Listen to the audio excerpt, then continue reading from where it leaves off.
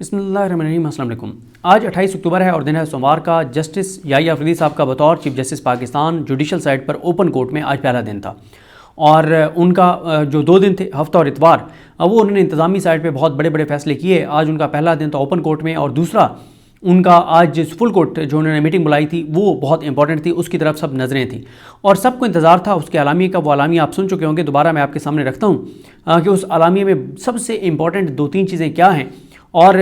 میرے نزدیک سب سے جو بڑی بات ہے وہ یہ ہے کہ 2 ایڈہاک ججز جسٹس سردار طارق مسعود صاحب اور جسٹس مظہر علی میاں خیل صاحب کو اجازت نہیں دی گئی کہ وہ اس فل کورٹ میٹنگ میں شریک ہوں۔ اس کا واضح مطلب یہ ہے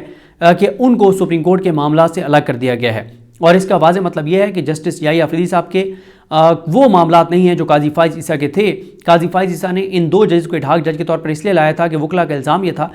کہ وہ اس لیے لائے کہ وہ کیونکہ اقلیت میں چلے گئے تھے، ان کو ووٹوں کی ضرورت تھی، وہ 4 ایڈہاک ججز لا کر اور اپنی اکثریت بنانا چاہتے تھے، جن میں سے 2 نے ریفیوز کر دیا تھا، جس میں مقبول باقر صاحب تھے اور مشیر عالم صاحب نے، کہ ہم نے دوبارہ نوکری پر بھرتی نہیں ہونا، اور مظہر علی میاں خیل صاحب نے بھی انکار کر دیا تھا۔ لیکن بعد ازاں مظہر علی میاں خیل صاحب کو منا لیا گیا تھا، اور اس پہ بھی الزام یہ لگتا ہے، کوئی کہتا ہے قاضی فائز عیسیٰ نے منایا، کوئی کہتا ہے کہ میاں نواز شریف نے براہ راست پیغام بھیجا تو مظہر علی میاں خیل صاحب مانے۔ پہلے مظہر علی میاں خیل صاحب نہیں مانتے تھے، پھر یہ بھی آپ نے دیکھا کہ میاں نواز شریف کے حکم پر حکومت نے ان ججز پہ جو ہے وہ وارے نیارے ان کے ہو گئے، اور ان پہ صدقے واری اور قربان گئی شریف خاندان اور نون لیگ حکومت، جب ان 2 ججز کو کہا گیا کہ یہ ریٹائرڈ جج کی پینشن بھی لیتے رہیں گے اور یہ جو ایڈہاک جج کی تنخواہ بھی لیتے رہیں گے، تو 40 سے 50 لاکھ میں ایک جج پاکستانی قوم کو عوام کے ٹیکس کے پیسوں سے پڑ رہا ہے، اور انہوں نے ان کی جو کارکردگی ہے وہ آپ کے سامنے ہے۔ یعنی اگر آپ ان کا کمپیریزن کر لیں ان دونوں ایڈہاک ججز کا، جس جج کو مستعفی ہونے پر مجبور کیا گیا مظہر علی اکبر نقوی صاحب، تو زمین آسمان کا فرق ہے۔ رپورٹڈ ججمنٹس دیکھ لیں، فیصلوں کی تعداد دیکھ لیں تو بڑا فرق ہے، لیکن قاضی فائز صاحب ان کو لائے تھے اپنی اکثریت بنانے کے لیے۔ لیکن یہ بڑی خبر ہے کہ آج ان دونوں ججز کو اجازت نہیں دی گئی کہ یہ فل کورٹ میٹنگ میں سپریم کورٹ کے ججز کے ساتھ بیٹھیں، تو پہلے دن ہی ان کو یہ میسیج دے دیا گیا ہے کہ جناب آپ دوبارہ بھرتی ہوئے ہیں تو آپ نون لیگ کی ماں پر، شریف خاندان کی ماں پر ہوئے ہیں، آپ قاضی فائز عیسیٰ کے لیے بھرتی ہوئے تھے، آپ کو لانے کا مقصد جو بیک لاگ ہے اس کو کم کرنا نہیں تھا، ورنہ وہ کم کرنا مقصد ہوتا تو اب تک بڑا فرق پڑ گیا ہوتا۔ دوسرا، یحییٰ افریدی صاحب نے آج جس طرح سے انہوں نے کیسز لگائے اور تمام ججز نے ان کیسز پر جو ہے وہ تقریباً تمام ججز تمام کیسز کے فیصلے کر کے اٹھے، تو اس سے یہ بھی میسیج چلا گیا کہ پوری سپریم کورٹ اس وقت جو ہے وہ یحییٰ افریدی صاحب کے پیچھے کھڑی ہو گئی ہے، اور ایسا نہیں ہے کہ ججز جو ہیں وہ یحییٰ افریدی صاحب کو جو ہے وہ ایک طرح سے ان کے خلاف کوئی چیز کریں، نہیں۔ اگر یحییٰ افریدی صاحب اپنے ججز کے ساتھ کھڑے ہوئے ہیں تو ججز بھی یحییٰ افریدی صاحب کے ساتھ کھڑے ہو گئے ہیں، خاص طور پر منصور علی شاہ صاحب اور منیب اختر صاحب، اور وہ 8 ججز جنہوں نے اپنے حلف کے مطابق فیصلہ دیا تھا۔ اب اس چیز پہ بھی آ جائیں کہ ان 2 کو نہ بلانے کا مقصد یہ بھی شاید ایک ہوگا کہ ذوالقرنین اقبال صاحب سے میری بات ہو رہی تھی، ان کا یہ کہنا تھا کہ شاید یحییٰ افریدی صاحب نے یہ پیغام دیا ہے کہ جو 1 سال کے لیے بھرتی ہوئے ہیں وہ سپریم کورٹ کی مستقل پالیسی کا فیصلہ نہیں کر سکتے، تو یہ بھی ایک وجہ ہو سکتی ہے۔ لیکن میسیج بہت سٹرونگ ہے کہ قاضی فائز عیسیٰ کے مطابق معاملات کو نہیں چلایا جائے گا، معاملات کو آئین، قانون، قاعدے اور ضابطے کے مطابق چلایا جائے گا۔ اب آپ دیکھیں کہ اس پریس ریلیز میں 3 بار ذکر ہے منصور علی شاہ صاحب کا اس فل کورٹ اعلامیے میں، جس میں یہ بتایا گیا، اور یحییٰ افریدی صاحب کا نام 1 بار ہے، منصور علی شاہ صاحب کا نام 3 بار ہے۔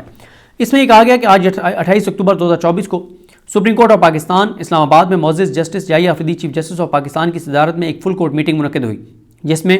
جسٹس سید منصور علی شاہ سمیت تمام معزز جج صاحبان نے شرکت کی، جنہوں نے ویڈیو لنک کے ذریعے شرکت کی۔ یعنی منصور علی شاہ صاحب نے، منصور علی شاہ صاحب کا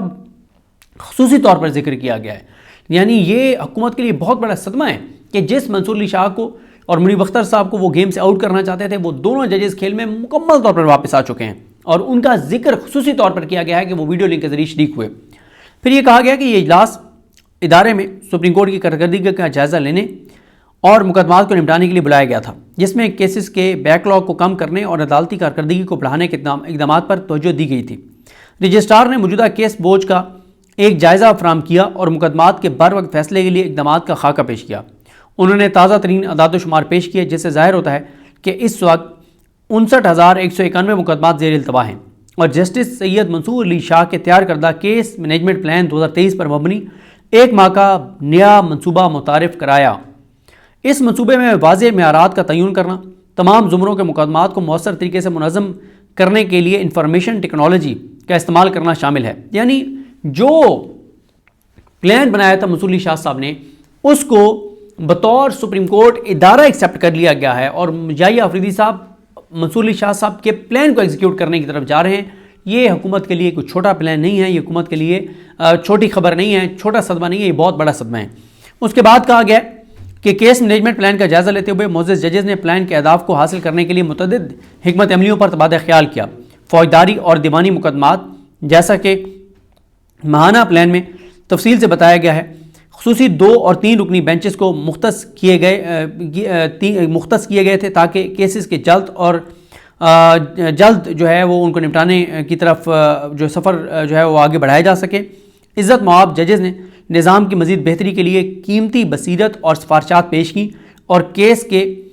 جو بیک لاگ ہے اس کو کم کرنے کے لیے اپنے عملی اقدامات کے عزم کا اعادہ کیا۔ عزت مآب جسٹس سید منصور علی شاہ نے ویڈیو لنک کے ذریعے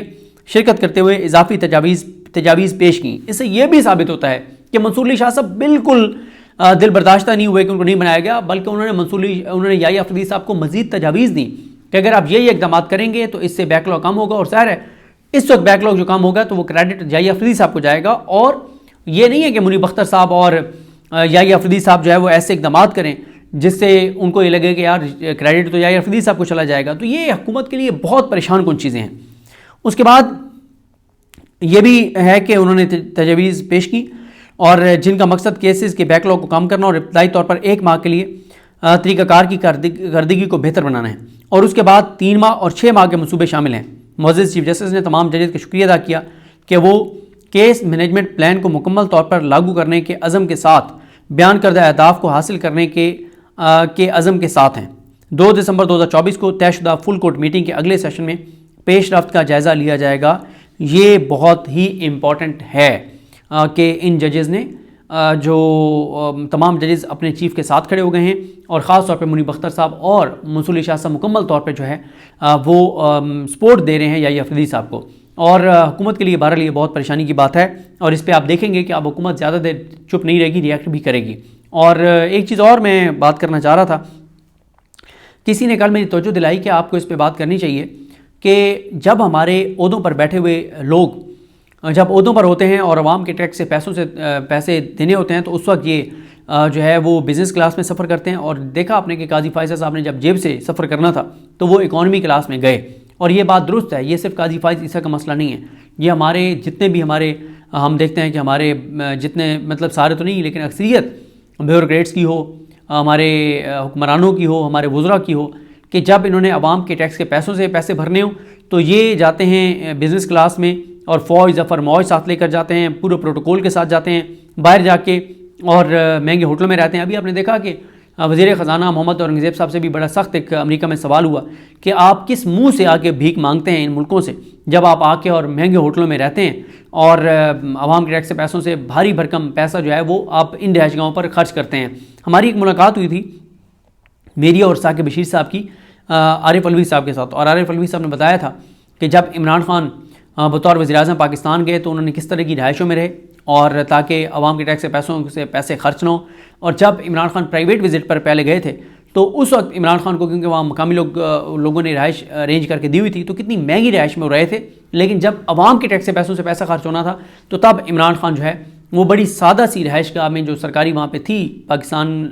کے سفارت خانے میں وہاں پر رہے تھے۔ تو اس طرح سے پھر عزت ہوتی ہے ان ملکوں میں، وہ ملک بھی دیکھتے ہیں کہ اگر ایک ملک کا وزیر اعظم آیا ہوا غریب ملک کا تو وہ اس کے مطابق رہ رہا ہے، لیکن یہ ہمارے جو موجودہ حکمران ہیں یہ جب باہر جاتے ہیں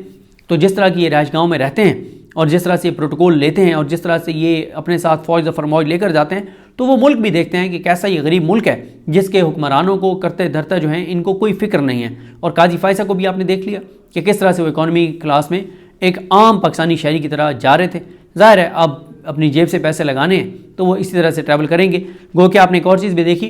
کہ قاضی فائز عیسیٰ کے استقبال کے لیے UK میں سارا گلگتی اور ان کی ٹیم جو ہے وہ 11-12 گھنٹے تک ایئرپورٹ کے باہر بیٹھے رہے، لیکن قاضی فائز عیسیٰ جو ہیں ان کو وہاں پاکستان کے جو وہاں پہ سفارت خانہ ہے جو ہائی کمیشن ہے ان کے لوگ جو ہیں وہ قاضی فائز صاحب کو کسی پچھلے دروازے سے لے کر نکل گئے تھے، اور 11-12 گھنٹے تک سارا گلگتی اور یہ سب وہاں پر قاضی فائزہ کا ویٹ کرتے رہے۔ تو کاش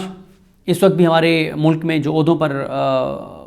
براجمان لوگ ہیں ان کو اس بات کو سمجھنا چاہیے، سوچنا چاہیے کہ ایسے آپ فیصلے نہ کریں، ملک کے ساتھ وہ کھلواڑ نہ کریں کہ بعد میں آپ کو چور دروازوں سے جو ہے وہ آپ کو نکلنا پڑے، چھپ کے آپ کو نکلنا پڑے، آپ پاکستان تو کیا پاکستان سے باہر بھی لوگوں کو فیس نہ کر پائیں۔ اور یہ قاضی فائزہ کی مثال ہمارے تمام عہدوں پر بیٹھے ہوئی شخصیات کے لیے ایک میسج ہے کہ آپ کس طرح سے چھپ چھپا کے آپ کو پھر ٹریول کرنا پڑتا ہے، چھپ کے آپ کو بھاگنا پڑتا ہے، ہر ایئرپورٹ پہ لوگ اوورسیز پاکستانی آپ کا ویٹ کریں گے، آپ سے سوال کریں گے، تو یہ سب کے لیے پیغام بھی ہے۔ تو یہ کچھ چیزیں تھیں، مجھے اپنی دعاؤں میں یاد رکھیں۔ اللہ کریم ہم سب کا حامی ناصر ہو۔ اللہ حافظ۔